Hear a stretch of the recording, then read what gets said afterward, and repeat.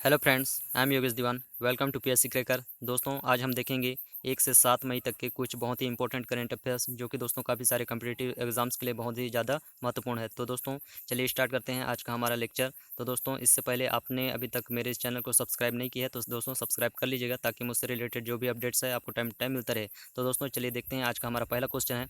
तो दोस्तों, केंद्रीय मंत्री नितिन गडकरी ने हाल ही में घोषणा की कि भारत सरकार ने अगले 2 वर्षों में कितने लाख करोड़ रुपए के सड़क निर्माण का लक्ष्य रखा है। तो दोस्तों, बताना है कि केंद्रीय मंत्री हैं नितिन गडकरी जी, उन्होंने घोषणा किया है कि अगले 2 वर्षों में कितने लाख करोड़ रुपए के सड़क निर्माण का लक्ष्य रखा है। तो दोस्तों, हमारे पास ऑप्शंस हैं। ऑप्शन ए है 10 लाख करोड़ रुपए, ऑप्शन बी है 12 लाख करोड़ रुपए, और सी है दोस्तों 15 लाख करोड़ रुपए, डी है 25 लाख करोड़ रुपए। तो दोस्तों, इसका राइट आंसर देखेंगे हम। तो दोस्तों, इसका राइट आंसर है ऑप्शन सी। तो ऑप्शन सी है दोस्तों 15 लाख करोड़ रुपए। तो दोस्तों, इसके बारे में डिटेल से देख लेते हैं।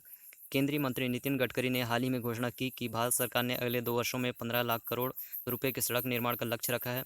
इस लक्ष्य को प्राप्त करने के लिए भारत सरकार का लक्ष्य 2021-22 में प्रतिदिन 40 किलोमीटर सड़क का निर्माण करना है। भारत सरकार सड़क के क्षेत्र में 100% प्रत्यक्ष विदेशी निवेश की अनुमति दे रही है। इससे नेशनल इंफ्रास्ट्रक्चर पाइपलाइन अर्थात एनआईपी को बढ़ावा मिलेगी। तो दोस्तों, इस प्रकार से आप देख सकते हैं। तो दोस्तों, प्रतिदिन लक्ष्य रखा गया है 40 किलोमीटर सड़क निर्माण का। तो दोस्तों, अभी हाल ही में भारत सरकार के द्वारा जो है 37 किलोमीटर प्रतिदिन सड़क निर्माण का जो लक्ष्य है उसको पूरा कर लिया गया था। तो दोस्तों, इसी प्रकार से साथ ही दोस्तों इसमें प्रत्यक्ष विदेशी निवेश है, उसमें दोस्तों 100% जो है अनुमति दे दिया जा रहा है। तो दोस्तों, इस प्रकार से बहुत ही इंपॉर्टेंट है, याद रखेंगे। नेक्स्ट क्वेश्चन देखते हैं आज का हमारा। अंतर्राष्ट्रीय मजदूर दिवस अर्थात इंटरनेशनल लेबर डे निम्न में से किस दिन मनाया जाता है। तो दोस्तों, बताना है उस दिन को। ऑप्शन ए है 10 जनवरी, ऑप्शन बी है 15 मार्च, ऑप्शन सी है 1 मई, ऑप्शन डी है 12 अगस्त। तो दोस्तों, इसका राइट आंसर देख लेते हैं। तो दोस्तों, इसका राइट आंसर है ऑप्शन सी। तो दोस्तों, जो है मजदूर दिवस है उसको दोस्तों मई दिवस के रूप में भी जानते हैं। आगे देखेंगे इसके बारे में डिटेल से। हर साल 1 मई को अंतर्राष्ट्रीय मजदूर दिवस मनाया जाता है। 1 मई का दिन दुनिया के मजदूरों और श्रमिक वर्गों को समर्पित होता है।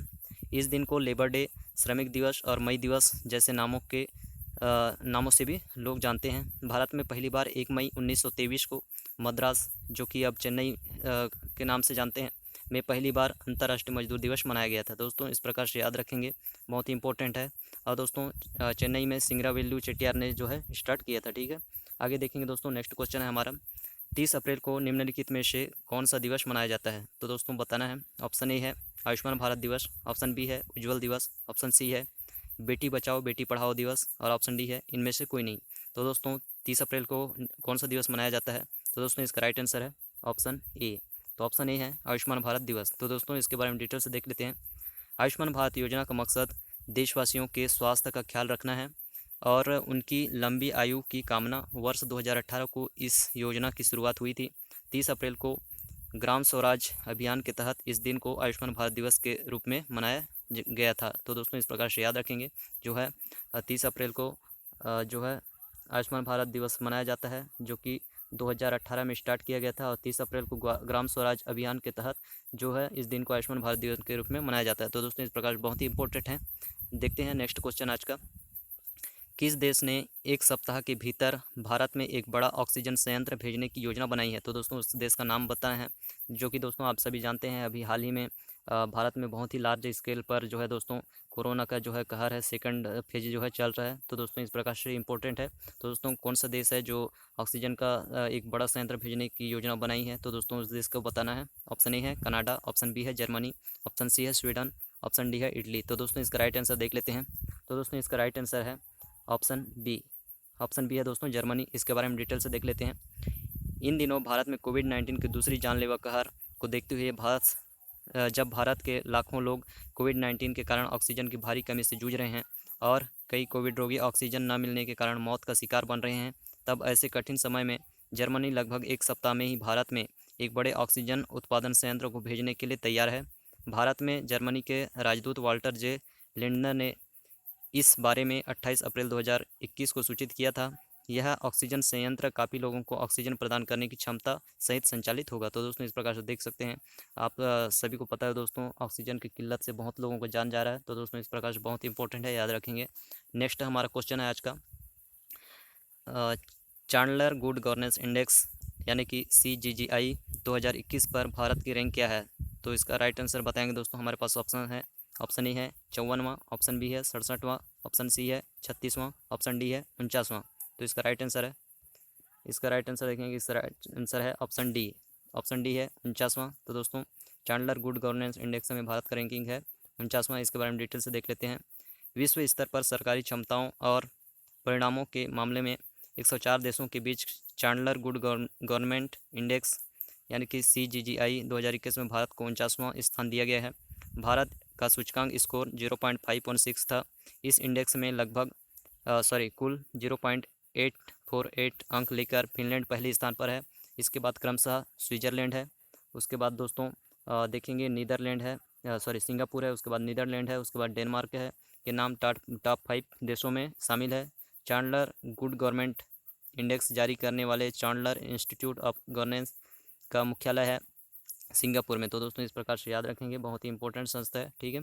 आगे देखते हैं, हमारा नेक्स्ट क्वेश्चन है, क्वेश्चन 6 है। चीन ने अभी हाल ही में जिस रोबोट प्रोटोटाइप को लॉन्च किया है उसका भार कितना है। तो दोस्तों रोबोट का प्रोटोटाइप लॉन्च किया है चीन ने, उसका भार बताना है। तो दोस्तों हमारे पास ऑप्शन ए है 80 किलो, ऑप्शन बी है 70 किलो, ऑप्शन सी है 30 किलो, ऑप्शन डी है 50 किलो। तो दोस्तों इसका राइट आंसर देखेंगे, तो इसका राइट आंसर है ऑप्शन सी।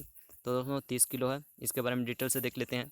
चीन ने 27 अप्रैल 2021 को पृथ्वी की निचली कक्षा में यानी कि लियो में, यानी कि जिसको लो अर्थ ऑर्बिट बोलते हैं, एक रोबोट प्रोटोटाइप लॉन्च किया है।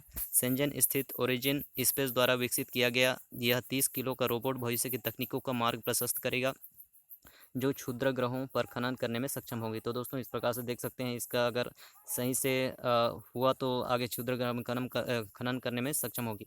चीन का नियो यानी कि नियर अर्थ ऑर्बिट 01 मलबे को इकट्ठा करने के लिए एक जाल या नेट का उपयोग करेगा और फिर इसे पूरी तरह से अपने इलेक्ट्रिक प्रोपल्सन सिस्टम के माध्यम से जला देगा। तो दोस्तों इस प्रकार से इंपॉर्टेंट है, याद रखेंगे। नेक्स्ट है, देश के किस पूर्व अटॉर्नी जनरल का हाल ही में निधन हो गया। तो दोस्तों उस अटॉर्नी जनरल का नाम बताना है जिनका हाल ही में निधन हो गया, जो कि भूतपूर्व थे।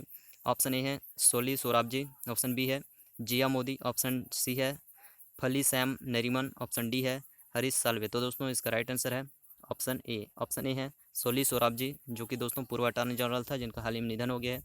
तो इसके बारे में डिटेल से देख लेते हैं। देश के पूर्व अटॉर्नी जनरल सोली सोराबजी का 91 साल की उम्र में निधन हो गया। उन्हें यूनाइटेड नेशन ने 1997 में नाइजीरिया में विशेष दूत बनाकर भेजा था। दोस्तों इस प्रकार से देख सकते हैं, यूनाइटेड नेशन जो कि दोस्तों वर्ल्ड ऑर्गेनाइजेशन है, उसके लिए भी काम किया था। तो इस प्रकार से बहुत ही इंपॉर्टेंट जो है पर्सनालिटी है, याद रखेंगे। नेक्स्ट है, डॉगी कॉइन क्या है। तो दोस्तों ऑप्शन ए है क्रिप्टो करेंसी, ऑप्शन बी है पुरस्कार, ऑप्शन सी है धनुष, ऑप्शन डी है मिसाइल। तो दोस्तों इसका राइट आंसर बताएंगे डॉगी कॉइन क्या है। तो दोस्तों इसका राइट आंसर है ऑप्शन ए क्रिप्टो करेंसी। तो दोस्तों इसके बारे में देख लेते हैं डिटेल से। डॉगी कॉइन बिटकॉइन जैसा ही क्रिप्टो करेंसी है। इसे 2013 में सॉफ्टवेयर इंजीनियर बिली मार्कस और जैक्सन पाल्मर ने मजाक के तौर पर शुरू किया था। ये क्रिप्टो डॉगी मीम पर बेस्ड था। इसे बिटकॉइन से फास्टर और फन ऑप्शन के रूप में शुरू किया गया। तो दोस्तों इस प्रकार से याद रखेंगे, बहुत ही इंपॉर्टेंट है, और बिली मार्कस और जैक्सन पाल्मर ने इसे शुरू किया था, ठीक है। नेक्स्ट हमारा क्वेश्चन देखते हैं आज का। T20 विश्व कप 2021 किस देश में होगा। तो दोस्तों उस देश का नाम बताना है, कहाँ पर होगा T20 विश्व कप 2021। तो दोस्तों ऑप्शन ए है अमेरिका, ऑप्शन बी है चीन, ऑप्शन सी है कनाडा, ऑप्शन डी है भारत। तो दोस्तों इसका राइट आंसर बताएंगे। तो दोस्तों इसका राइट आंसर देख लेते हैं। तो इसका राइट आंसर है ऑप्शन डी। तो दोस्तों ऑप्शन डी है भारत में होगा। तो दोस्तों इसके बारे में डिटेल से देख लेते हैं। T20 विश्व कप अक्टूबर में भारत में ही होगा। इसे 9 शहरों की बजाय 5 शहरों में कराया जा सकता है। तो दोस्तों आप देखते हैं, वैसे तो होना थोड़ा सा नामुमकिन है, क्योंकि दोस्तों भारत में आप जानते हैं अभी सेकंड फेज का कोरोना चल रहा है, तीसरा भी म्यूटेंट निकल के आ रहा है। दोस्तों इस प्रकार से बहुत रेयर केस में ही हो सकता है, ठीक है। तो दोस्तों इसको याद रखेंगे। T20 विश्व कप 2021 कहाँ होगा, भारत में। अगर नहीं होगा तो दोस्तों नेक्स्ट वर्ष कराया जाएगा, ठीक है। आगे देखते हैं। नेक्स्ट क्वेश्चन है, टाटा ग्रुप द्वारा बिग बास्केट में हिस्सेदारी की खरीद को किसने मंजूरी दे दी है। तो दोस्तों उसको बताना है। तो ऑप्शन ए है telecom regulatory authority of India, और बी है जियो, ऑप्शन सी है भारती एयरटेल, ऑप्शन डी है भारतीय प्रतिस्पर्धा आयोग। तो दोस्तों इसका राइट आंसर बताएंगे। तो इसका राइट आंसर देख लेते हैं दोस्तों। इसका राइट आंसर है ऑप्शन डी। तो ऑप्शन डी है दोस्तों भारतीय प्रतिस्पर्धा आयोग, जिसको कंपटीशन कमीशन ऑफ इंडिया बोलते हैं। इसके बारे में डिटेल से देख लेते हैं। टाटा ग्रुप द्वारा 20 बास्केट में हिस्सेदारी की खरीद को भारतीय प्रतिस्पर्धा आयोग (CCI) ने मंजूरी दे दी है। इस मंजूरी के बाद अब बिग बास्केट में टाटा डिजिटल की करीब 65% हिस्सेदारी खरीदने का रास्ता भी साफ हो गया है। तो दोस्तों इस प्रकार से याद रखेंगे, काफ़ी इंपॉर्टेंट है। आगे देखेंगे 3 मई को निम्नलिखित में से कौन सा दिवस मनाया जाता है। तो दोस्तों ऑप्शन ए है अंतर्राष्ट्रीय पत्रकारिता स्वतंत्रता दिवस, ऑप्शन बी है अंतर्राष्ट्रीय बालिका दिवस, ऑप्शन सी है अंतर्राष्ट्रीय योग दिवस, ऑप्शन डी है अंतर्राष्ट्रीय शिक्षक दिवस। तो दोस्तों इसका राइट आंसर देखेंगे तो इसका राइट आंसर है ऑप्शन ए, अंतर्राष्ट्रीय पत्रकारिता स्वतंत्रता दिवस। तो दोस्तों इसके बारे में डिटेल से देख लेते हैं। विश्व स्तर पर प्रेस की आज़ादी को सम्मान देने के लिए संयुक्त राष्ट्र संघ की महासभा द्वारा 3 मई को विश्व प्रेस स्वतंत्रता दिवस घोषित किया गया, जिसे विश्व प्रेस दिवस के रूप में भी जाना जाता है। तो दोस्तों इस प्रकार से याद रखेंगे। और किसके द्वारा इस दिवस को दिया गया दोस्तों, तो संयुक्त राष्ट्र संघ महासभा के द्वारा, जो कि दोस्तों जो भी विश्व स्तर पर डे घोषित करता है तो इन्हीं के द्वारा किया जाता है। तो इस प्रकार से याद रखेंगे। नेक्स्ट हमारा क्वेश्चन है आज का, निम्नलिखित में से किसे RBI का डिप्टी गवर्नर बनाया गया है। तो दोस्तों उस पर्सनालिटी को बताना है। तो ऑप्शन ए है T रविशंकर, बी है वेंकटेश प्रसाद और सी है जवागल श्रीनाथ, ऑप्शन डी है इनमें से कोई नहीं। तो दोस्तों इसका राइट आंसर देख लेते हैं। तो इसका राइट आंसर है ऑप्शन ए, ऑप्शन ए है दोस्तों T रविशंकर, याद रखेंगे। नेक्स्ट इसके बारे में डिटेल्स देख लेते हैं। T रविशंकर को भारतीय रिजर्व बैंक RBI का डिप्टी गवर्नर बनाया गया है। वह केंद्रीय बैंक की अनुषंगी company Indian financial technology and allied services के चेयरमैन थे। दोस्तों इस प्रकार से देख सकते हैं आगे पहले कहाँ इन्होंने काम किया है। तो दोस्तों ये है अनुषंगी जो है केंद्रीय बैंक की अनुषंगी जो कंपनी थे Indian financial technology and allied services, वहाँ के चेयरमैन थे। दोस्तों इस प्रकार से याद रखेंगे। नेक्स्ट देखते हैं, एशियाई खेल 1982 के किस स्वर्ण पदक विजेता का हाल ही में निधन हो गया है। तो दोस्तों ऑप्शन ए है गुलाम मोहम्मद खान, ऑप्शन बी है रूप सिंह, ऑप्शन सी है धनराज पिल्लई, ऑप्शन डी है सरदार सिंह। तो दोस्तों इसका राइट आंसर बताएंगे। तो दोस्तों इसका राइट आंसर है ऑप्शन ए। तो ऑप्शन ए में है दोस्तों गुलाम मोहम्मद खान, राइट आंसर है। इसके बारे में डिटेल से देख लेते हैं। एशियाई खेल 1982 के स्वर्ण पदक विजेता घुड़सवार कर्नल सेवानिवृत्त गुलाम मोहम्मद खान का पुणे में निधन हो गया है। तो दोस्तों इस प्रकार से इंपॉर्टेंट पर्सनालिटी थे, याद रखेंगे। नेक्स्ट क्वेश्चन देख लेंगे, निम्नलिखित में से किस देश ने कहा है कि वे भारत को 30 टन मेडिकल सामग्री भेजेगा। तो दोस्तों इस देश का नाम बताना है। ऑप्शन ए है ईरान, ऑप्शन बी है रूस, ऑप्शन सी है अफ्रीका, ऑप्शन डी है चीन। तो दोस्तों इसका राइट आंसर है ऑप्शन ए। तो दोस्तों ईरान, इसके बारे में डिटेल से देख लेते हैं। वैश्विक महामारी की कड़ी मार झेल रहे भारत को कोविड-19 से लड़ने में मदद के लिए ईरान 30 टन मेडिकल सामग्री भेजेगा। तो दोस्तों इस प्रकार देख सकते हैं भारत में बहुत लार्ज स्केल पर दोस्तों लगभग हर जगह पर फैल गया है कोरोना। तो दोस्तों इस प्रकार से पूरा विश्व से मदद करने के लिए अलग अलग देश अपना कदम उठा रहे हैं। तो दोस्तों याद रखेंगे। नेक्स्ट क्वेश्चन देखते हैं, 15 अप्रैल में भारत का निर्यात कितने बिलियन बढ़ा है। तो दोस्तों बहुत ही इंपॉर्टेंट है। तो दोस्तों भारत का निर्यात काफ़ी बढ़ गया है। तो दोस्तों ऑप्शन ए है 30.2 बिलियन, ऑप्शन बी है 60.2 बिलियन, ऑप्शन सी है 20.2 बिलियन, ऑप्शन डी है 10.2 बिलियन। दोस्तों इसका राइट आंसर बताएंगे। इसका राइट आंसर है ऑप्शन ए। तो दोस्तों 30.2 बिलियन जो है बढ़ा है निर्यात। इसके बारे में डिटेल से देख लेंगे। तो दोस्तों अप्रैल जो है 2021 में भारत का व्यापारिक निर्यात 30.21 बिलियन डॉलर था, जो कि अप्रैल 2020 में 197.03% बढ़कर 10.17 बिलियन डॉलर हो गया है। तो दोस्तों आधिकारिक बयान में कहा गया है कि पिछले महीने के निर्यात में अप्रैल 2019 में 26.4 बिलियन से ज़्यादा 16.03% की वृद्धि दर्ज की गई। तो दोस्तों इस प्रकार से देख सकते हैं, काफ़ी इंपॉर्टेंट है। नेक्स्ट हमारा क्वेश्चन देखते हैं आज का। तो दोस्तों इस प्रकार से ये हमारा लास्ट क्वेश्चन था। तो दोस्तों बहुत ही इम्पोर्टेंट है, तो याद रखेंगे दोस्तों। इस प्रकार से हमने आज टोटल 15 क्वेश्चन देख लिए हैं, जो कि दोस्तों काफ़ी सारे कॉम्पिटिटिव एग्ज़ाम्स के लिए बहुत ही ज़्यादा इम्पोर्टेंट है। तो दोस्तों आज का हमारा वीडियोस, आज का लेक्चर यहीं तक का था दोस्तों। और इस प्रकार से आप सभी को मेरे तरफ से धन्यवाद। और दोस्तों अभी तक आपने मेरे इस चैनल को सब्सक्राइब नहीं किए हैं तो सब्सक्राइब कर लीजिएगा।